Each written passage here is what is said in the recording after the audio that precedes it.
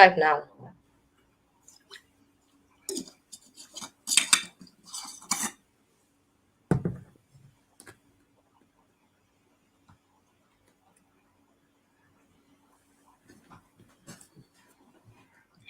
Hi, everyone. Hello, change makers. It's so great to have you all on board. And we know that you've been having a great time in Development Dialogue 2020. And now we move on to the next session, which is titled Political Engagement IQ. And I have with me Miebo Ikechukwu Uzoma, who will be leading us in a very interesting discourse. All right. Ikechukwu Uzoma is a fellow of Open Society Justice Initiative, an international organization that promotes and defends justice and human rights. In this role, he has contributed to resisting rising authoritarian tendencies around the world, supporting efforts to protect international and regional human rights institutions, as well as leading global human rights advocacy efforts.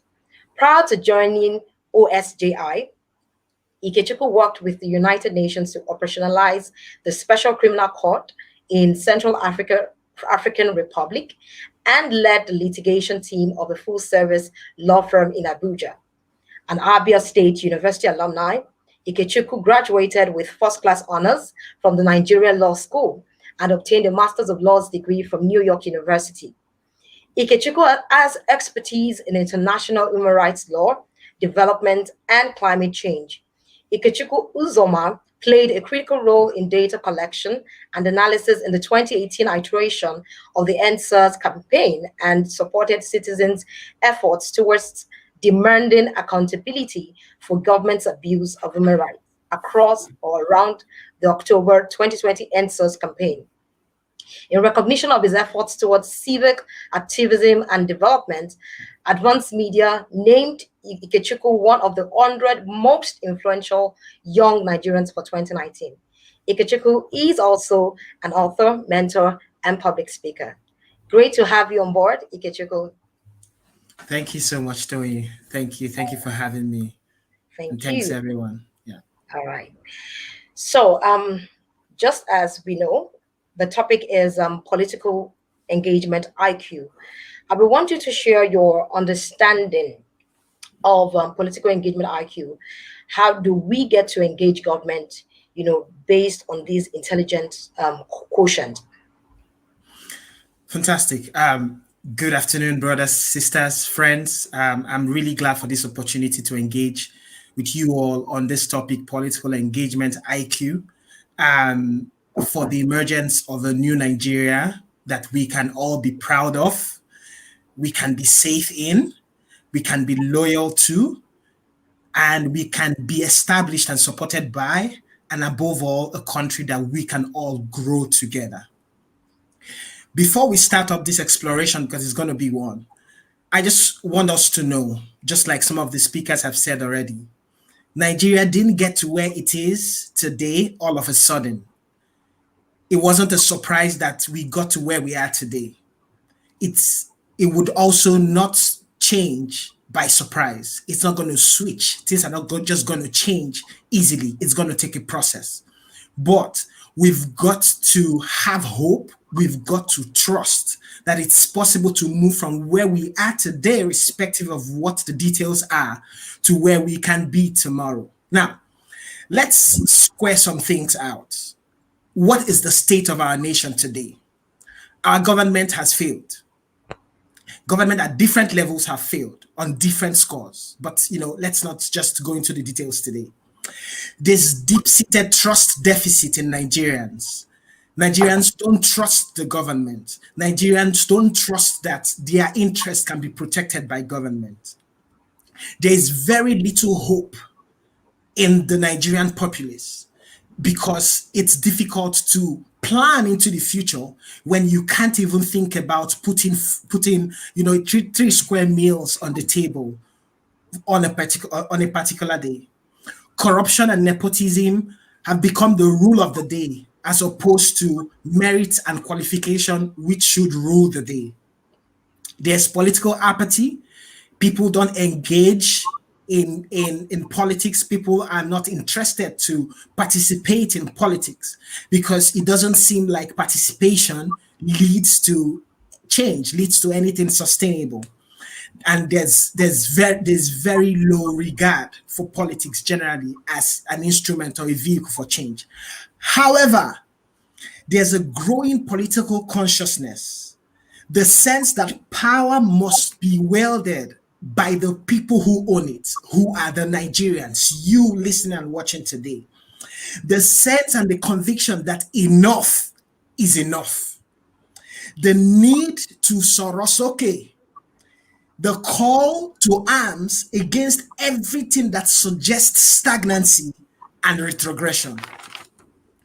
It is this consciousness evoked by the ultimate sacrifice paid by the heroes of 20th October 2020, the ingenuity and industry of the feminist coalition, the leadership of We Have No Leader, because during the NSAS campaign, all we said was we have no leader. When they tried to buy us out, we have no leader.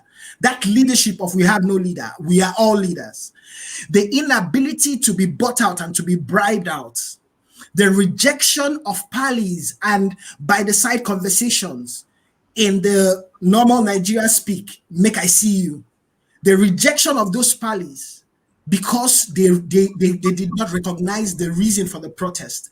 This is the consciousness with which we have to engage with government. This is the consciousness with which we have to become the government. See, political participation has very little to do with influencing government as it has to do with becoming government. Every Nigerian, the 200 million of us, every Nigerian has to become government. We've got to see ourselves in government to change Nigeria. And that's the conversation we are having today. Because to me, political engagement is the sum total of every activity that every Nigerian takes up in living his or her normal life. What do I mean by that? Every day a Nigerian wakes up, every activity he or she takes on is political engagement. And that's why I think that there are three levels of political engagement. There's active engagement, there's passive engagement, and there's no engagement. Active engagement entails having a PVC, voting when you should vote, being a member of a political party, signing off on petitions when petitions are out, criticizing government when government does wrong, supporting initiatives that are appropriate and they are right, that are based on values. Passive engagement is knowing what's going on, following the process, but not having the permanent voter's card, not being able to affect policy, not being able to directly influence the outcome of political processes. That's passive engagement. No engagement is not caring. I don't care. It doesn't work. It hasn't worked. So I will do my thing. But I want you to know today that doing your thing contributes to the state of Nigerian politics. What do I mean by that? The day you decide not to contribute to the political process, you cede your ground. We must realize our responsibility as Nigerians is to further the battle for the soul of Nigeria, which has been captured by people who have no business being in leadership, by people who do not care about Nigeria. So it's a battle for the soul of Nigeria. And the 101 of fighting a battle is that when you gain ground, you don't cede it. When you gain ground, you don't leave it. Every Nigerian has ground, political ground. When you look at your light bulbs and there's no power, that particular moment is a political moment. If you do nothing about it, then you are a non-actor. But your being a non-actor is ceding ground to people who do not care about you. If you can do something about the fact that the pump price of petrol has increased, that when you check Aboki FS, it shows you that $1 is now $500 naira at the parallel market. If you do nothing about it, you're a non-actor. But as a non-actor, you cede ground to people who do not care about you. So we've got to make a decision today. Number one, the first decision we need to make is to no more remain in the third class of non-actors. We should refrain from being passive actors. Nigerians must become active actors in politics to change Nigeria. I'll stop at that for now. I have a lot more to say, especially around the data that we've looked at. But, I'll let Tony, ask the questions. I will take it further. Nigerians must become active in politics. Nigerians must become the government. Wow, thank you so much, Ikechukwu, for sharing. I just love how you highlighted the 3 levels of political engagement, just around active engagement, passive engagement, and no engagement. And it's just very, very, very explicit, very, very clear. And from what you have said, we all have a role to play, and we must step up to the plate to play an active role in the political state of our nation. So this moves me to my next question. Based on your experience, research, and what is constitutionally obtainable, can you share with us practical steps on why change makers need to engage the government, when to engage the government, and how to better engage the government? Yeah, that's a fantastic question, Tony. And, because I know your passion for Nigeria and I know the work you've been doing, I would beg you to allow me change that question a bit. Now, the first message that I would like to pass across is that we are not influencing government. We have to become government. So influencing government is taking a step back and saying, okay, we are not government, but would influence what government does. We've done that for as long as Nigeria has existed. Look at where we are today. Nothing is working. People were killed on the 20th of October, and the government has refused to acknowledge the fact that people were killed. So, no, we would not continue to try to influence government from outside. We would go in to influence government. But how do we do that? Which is what your question is. We would do that by first engaging at every level of the political process. I mean, every single level of the political process. What is the first level of the political process? Understanding how the numbers work. The only way, and this is coming from the standpoint of the fact that I believe government is not the only pathway to change, but government must be involved in change for change to happen in a country as multilateral, as multi-ethnic, as diverse, and as huge as Nigeria. Government must be involved. At least government must allow an open civic space, an open playing field for people to engage. If that does not happen, we would just be fighting against a brick wall. And while we would make some progress, it will not be sufficient to lead to the extent of change we want to see. So our route, the pathway to change, the pathway to really being the tipping point generation is engaging at every level. The first level is recognizing and studying how the register of voters is populated. Nigeria constitutionally has a register of voters. Presently, there are 84 million people in that register of voters. These 84 million people are the only people who can vote to change Nigeria. In 2019, only 34% of those people voted. In 2015, 43% voted. What does that tell us? Between 2015 and 2019, Nigerians became even more apolitical, more apathetic, more disinterested. We had about a 9% drop in voter turnout. Now, however, every 4 years, at least our population increases by 12%. That means the people who are of voting age increase by 12%. But we see that registration increase is just a little over 5% every 4 years. It means that at least 50% of the new voters do not vote or do not register to vote. We've got to change that. If we can get more people to register, if we can grow our voters register to a point where it reflects at least 70 to 90% of people who are of voting age, then we can start to make change. We can start to become the government. We can start to influence things. We take the next step further. After registration, the next thing we need to do is to engage in selecting the candidates of the political parties. Now, Nigeria has about 68 political parties, but the people who actually run the show are the APCs of Nigeria and the PDPs of Nigeria. Let's look at what their numbers say. APC claims that it has about 13 million members.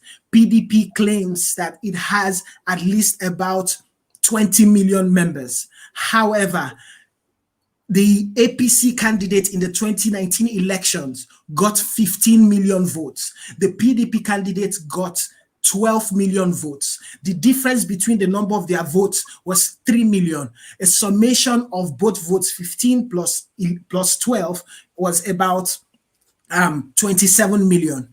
What happened to the other people who are of voting age? 108 million people. They are not members of political parties. They may belong to the other 68 political parties, but when you look at the numbers of the other political parties, the highest got about 30,000 votes.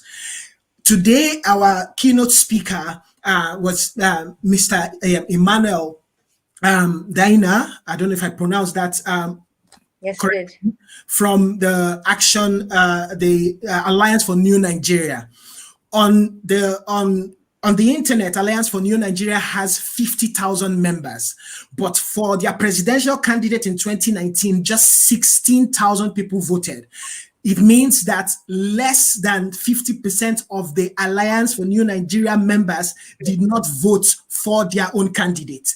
You see what I'm telling you? This has nothing to do with the rejection of PDP and APC. This has something to do with a malaise, a sickness that our country suffers in terms of political participation. If we cannot participate in the political process, we can't create change. So if the 50,000 people who are members of the Alliance for New Nigeria, and I'm mentioning it because I believe in Alliance for New Nigeria, I believe in what they stand for, but we still need to, fan up the embers of the flame of political participation. We've got to increase our relevance in selecting the members. We cannot have political parties that adopt the delegate pattern of selecting, of nominating candidates. We would need to have universal suffrage at the political party level. If Nigerian youths, if Nigerians can decide that going forward, we would abandon any political party that focuses on selecting delegates to nominate candidates and only go to become members of a political party that opens up the space and allows people to vote in every local government, in every ward, in every state for who would be the flag bearer of the party. If we can make that decision and jettison all these political parties running some form of a criminal enterprise that has not worked for us, and we go to a political party that opens it up and every Nigerian can decide who is the candidate of the political party, then we can start making progress. There are some other steps, but I know we don't have all the time, but let me just run through it. I've talked about the party nomination process. The other stage would be the elections themselves, to ensure that people vote, to ensure that the numbers we have. The Nigerian Constitution provides that for anyone to become president, he needs to win the popular vote.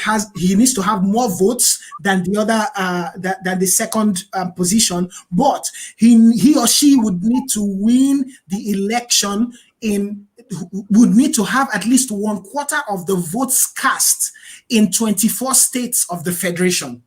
1/4 of the votes cast in 24 states of the federation.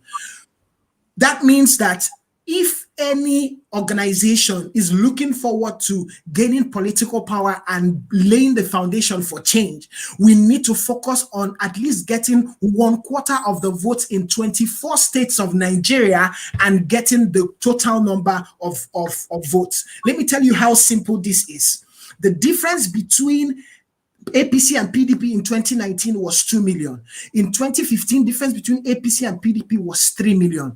In 2011, difference between PDP and APC was 10 million. So we have an average of 7 million in terms of the difference between the first party and the second party. This is the popular vote. Now, we have about 15 million Nigerians living in the diaspora. We have about 20 million, not 20 million, about 12%, and 12% of 80 million would be about 8, let's say 8 million, that's 10%. We have about 8 million people who are available to register, who just turned 18 between one election and the other. If we have 10% of Nigerians in diaspora traveling back to vote, if we have 50% of the new people who are getting into the voting age, if we have them willing and ready to vote, if we have the other 66 million people who have not participated in elections in a long time, if we have them decide to vote, we can easily flip the 2 million margin. We can easily flip the 3 million margin. We can even flip the 10 million margin. The power resides in Nigerians. The power resides in you. You have the power. You have the power. And the day to decide to engage, the question was when? The day is now. How? By voting. And after the elections, by engaging with government. How do we do that? We have to rethink the civil society organizations, NGOs, and every non-governmental organization that tries to influence government. We have to become a bloc that retains the legitimacy of people who voted. We don't want just organizations sponsored by, external actors. No, we want citizens organizations who can decide to send bills to the National Assembly, to send petitions to government, knowing that they have the power to impeach, knowing that they have the power to recall senators, to recall members of the House of Representatives. Until we are able to amass our power, collaborate, become a bloc that is not reflective of where we come from, not reflective of our state of origin, not reflective of what language we speak, not reflective of how we pray, not reflective of where our parents were born, but reflective of a desire for the birth of a new nation. That is the only time political engagement would yield progress in terms of the birth of a new Nigeria. Wow. Thank you so much, Ikechukwu, for sharing from a data-centric, point of view. I just love the fact that you were able to establish, this response with great data. And there was just something very powerful that you said, or you emphasized, and which has to do with the fact that the power resides in us. And when we're talking about engagement as to when, it is now. So if you understand that the power resides in us, we must start now. And you have said it, when you answered the first question, that it cuts across all levels. It doesn't just cross across, joining the political party. It cuts across all levels. And we must, tell ourselves that we must become responsible and active actors in the political purview of Nigeria. Yes. Now, let's move on to the next question. And I will take it to an African context. So in most of the developing nations, Africa inclusive, what is obtainable is a government that places little or no emphasis on development. As a change maker, how do you relate with an unresponsive government who only cares about their ego and maintaining power? Simple answer, Tony. Simple answer to a fantastic question. You kick them out. You kick them out. Government is representative. If government does not reflect the interests of the people would have to, wield their power to kick government out and the reform government. And that is what we need to do in Nigeria. Unfortunately, we see that it's very shocking. Nigeria has been led by former military men or people who have been appointed by former military leaders almost since 1999. We had a bit of a break under Goodluck Jonathan, even though we know that he was almost selected by the powers that be, most of whom are military leaders. So what do we have? We have military machinery clothed with civilian apparel. And because of that, the people and what the people think their government should do has never been on the agenda. What happened with the NSAS protest was, just like some of the speakers have said, was the beginning of the change in consciousness of Nigerians. And we've got to tell ourselves the truth. Someone made a statement that, we should celebrate or acknowledge the policies of government that are working. We do that all the day. We do that all the time. And that is why citizens respect laws. That is why citizens pay taxes. That is why, people do the most they can in Nigeria to be as innovative, as entrepreneurial, as as self-supporting as they can be in a country where the government does very little for Nigerians. In Nigeria, you have to you have to gain access to your own source of water.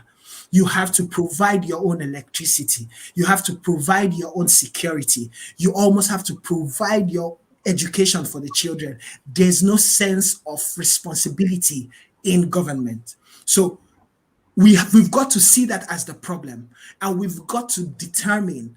I love what everyone has said today around working at the grassroots to begin to provide solutions to the problems you see.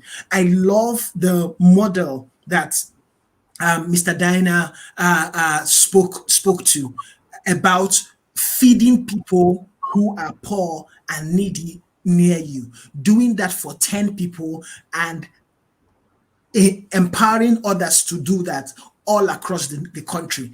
That is something that we have to do, working from the grassroots. But I am of the opinion that a disconnected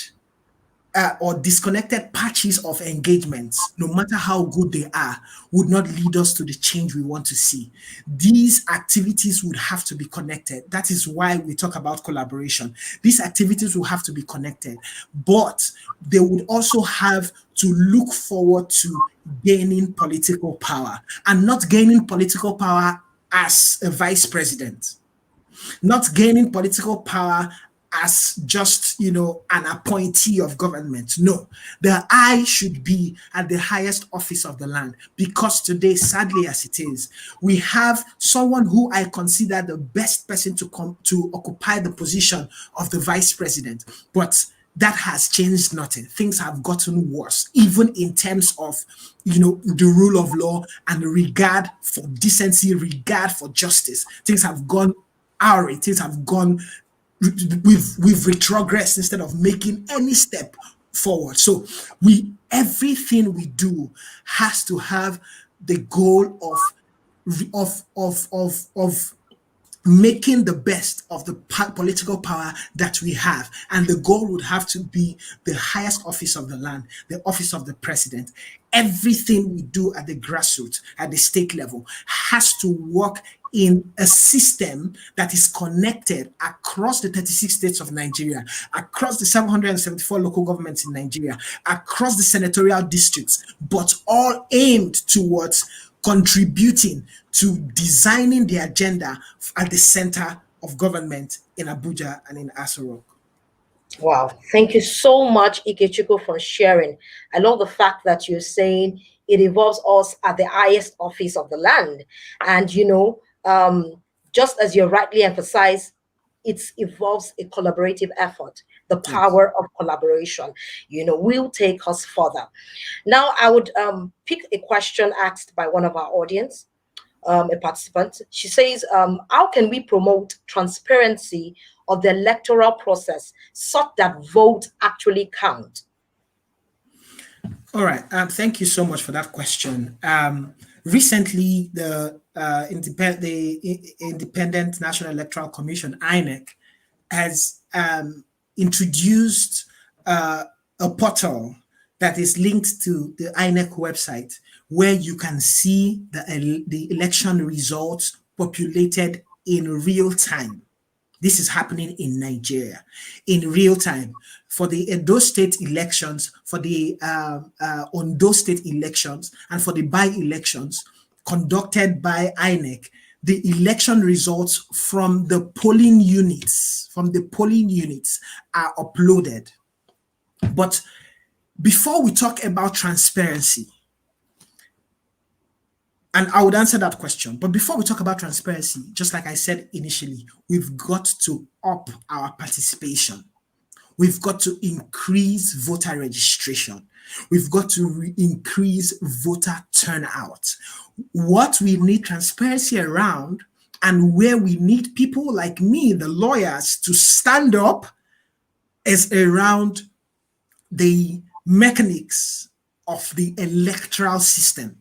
Now, in Nigeria, you register in Lagos, but for some reason you are transferred to Abuja. You have to go through a tedious process to transfer your registration from Lagos to Abuja. Isn't that an affront to the right to vote under the Nigerian Constitution? Shouldn't the Supreme Court of Nigeria have the say on that? It's a different conversation how the Supreme Court is constituted and what the Supreme Court has done in the recent past. But the point I'm making is that there are technical hitches that reduce that de-incentivize participation in elections. So we've got to start to ask those questions. What are the legal questions we need to ask? Nigerians in Nigeria and Nigerians abroad have the constitutional right to vote during elections. Isn't it an affront to the Nigerian Constitution that Nigerians abroad are not given an opportunity to vote? Shouldn't our courts decide on that? Shouldn't lawyers take that up as cases for the courts to decide? Because the easier the electoral process is, the easier it is for participation, and then the easier it would be for transparency. I will just speak to this in response to the question. It appears we don't have transparency because people are not really aware of how the process works. And the extent of voter education is limited, to English, to Igbo, Hausa, and Yoruba, but not to Efik, not to Ibibio, not to Ogoni, not to the other languages of the 250 ethnic groups we have in Nigeria. So political voter education and enlightenment would need to,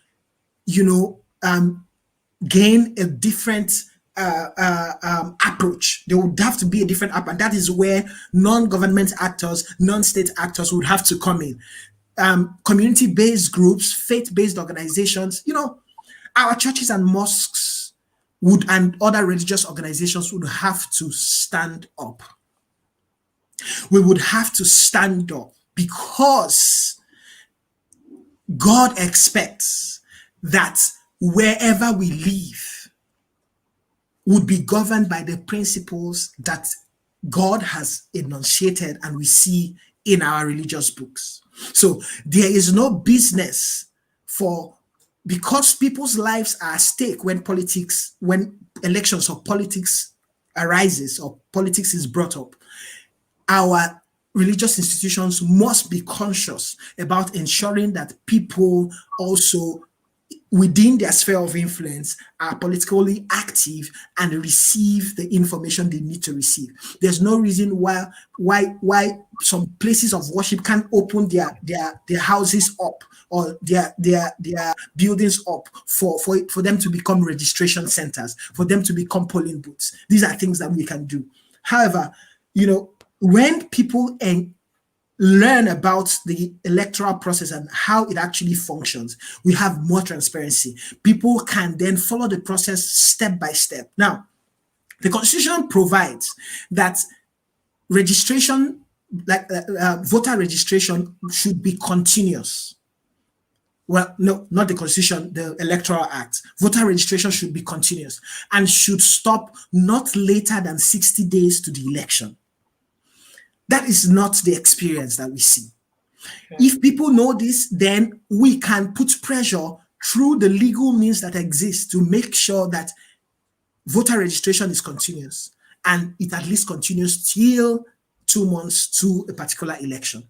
Then we can give people, access to the location of the registration centers and help people. Like, there should be organizations set up just to help people transfer their voter registration from one place to another. There's just a lot that we can do. The clearer the process becomes to everyone, which will take education, the easier it will be to require transparency. INEC is doing a good job now with, tabulating in real time the election results from the polling units. We will need to take it a step further, and we will need to be able to track our votes and see that, it gets counted and it gets reflected. So if we up our voter education, if we are able to learn the process, and for lawyers like us, challenge things that do not appear constitutional, then we would have transparency, then our votes will count, and then our votes will lead to sustainable change in Nigeria. Wow. Thank you so much, Ikechukwu, for sharing. I love the fact that you're emphasizing the need for knowledge and voter education. So Yes. I'm sure there are a lot of change makers listening at this material time, and they're asking themselves, okay, how do I play a role? But I am sure with the few minutes that you have shared, their quotient, intelligence quotient about political engagement has increased. Now people now understand that, okay, I need to know more about the electoral process. I need to know how it works, and they can start from that point. Thank you so much, Ikechukwu, for sharing. So now I would like to ask this question. How can we support brilliant young change makers who would be interested in channeling their activism through formal political institutions? Yeah, that is where I think organization and, maybe not organization, but organizing and strategic alliances would have to be built. Now, there's this fantastic project going on, Fix Politics, which which is led by, the phenomenal Dr. Obiageli Ezekwesili, which looks at, one part of it is ensuring that the supply side of political change makers is broadened. And what that means is that people who have capacity, people who are able to operationalize the instrument of government or the vehicle of government for change, are encouraged with the skills they need, the training they need to access political power. So, first of all, every Nigerian would have to, especially those of us who are change makers, who are engaging on these issues already, we would have to continue the work we are doing, but then ensure that we become members of political parties. What type of political parties would we have to become members of? We'll have to identify and develop a new value system, a new set of ideals that would determine the political parties we associate ourselves with. Speaking today and with reference to the 2023 elections, any political party that does not start working now in preparation for that election would not win any national position. And, while it could be the short-term goal just to be out there as it is, for AN, or Alliance for New Nigeria, ANN, while that was their goal in 2019, Their goal in 2023 is to change and just, cut off the money politics, or the design or ideology of money politics in Nigeria. So we need to look for and ask questions. We need to identify the political parties that reflect that understanding of the new ideals, of the ethos of the new Nigeria we want to see. Integrity, qualification, respect for the rule of law, a clear trajectory of experience, cognate experience, related experience, love for Nigeria, a diminished sense of self, but a heart that is open for people. Those are the ideals and values that the political party that we should associate ourselves with should have. After becoming members of political parties, we've got to ensure that we start the process of, ensuring that everyone in our sphere of influence registers to vote. I will keep going back to this, because if that is not done, people cannot participate. And then as change makers, we've got to identify those people. Now, I look forward to in Nigeria, where we can organize a primary election to select a presidential candidate for a political party online. The same way the Feminist Coalition ran the NSAS protest, that we can select by clicking a button who that who that candidate would be, and everybody who follows that process would vote for that person. It's possible. We don't necessarily need, one huge political party. No, we need to agree that there is a possibility for a new Nigeria, that we can contribute to that, and we use everything we have, especially the digital technology that we have, that has worked for us, in the NSAS campaign and in other campaigns that we've had. We've got to use it to nominate those people who we have worked with, who we have trusted. Just like Mr. Dina was saying, you can't come to a community at 2 weeks to the election and ask them for your votes. That is sacrilegious. It has to be members of the community who we trust, and people who can speak to the issues, who would be tested, whose ideas will be tested, and we can support them. And just like he said, we don't necessarily need all the money. We just need all the people, because where all the people are, all the money would go. Very true. If 100 million people contribute 10 naira each, it's almost a billion. It's more than a billion, and it's possible for us to do it. It's possible for us to do it. So we have to build bridges, not walls. Yeah. We have to continue collaborating. We have to, the Ideation Hub would have to continue this work of bringing us together, but not just bringing us together, keeping us together and working together as Nigerians, not Igbos, not Hausas, not Yorubas, not Muslims, not Christians, as Nigerians. We can make it happen. Thank you so much, Ikechukwu. So we'll be rounding off very soon. And just as you rightly said, that's why Ideation Hub Africa is right here. And that's why we are hosting such a thought-provoking conference called Development Dialogue. And if you would love to be a member of this community, just visit our website, www.ideationhubafrica.org, and fill out a form to join the community. Thank you so much, Ikechukwu, for sharing. So in 60 seconds, just leave us with, a valued contribution, speaking about how, just as you rightly shared, speaking about how we can play our roles, as change makers. You've really shared in great detail about political engagement IQ, talked about the electoral process, talked about the power of collaboration, talked about, knowledge and education. And now we're just asking, leaving us with, in 60 seconds, share with us, a thought, that will take us further in this discourse. Nigerians, right there on your seat, right there, facing your computer, wherever you are, ask yourself these 3 questions. Do I have a permanent voter's card? Am I a member of a political party? And the last question, what am I doing now that will contribute to political change? I had a conversation with a friend of mine while I put in this presentation together. And he asked me, what is the Nigerian dream? His name is Tolulope Ajibade.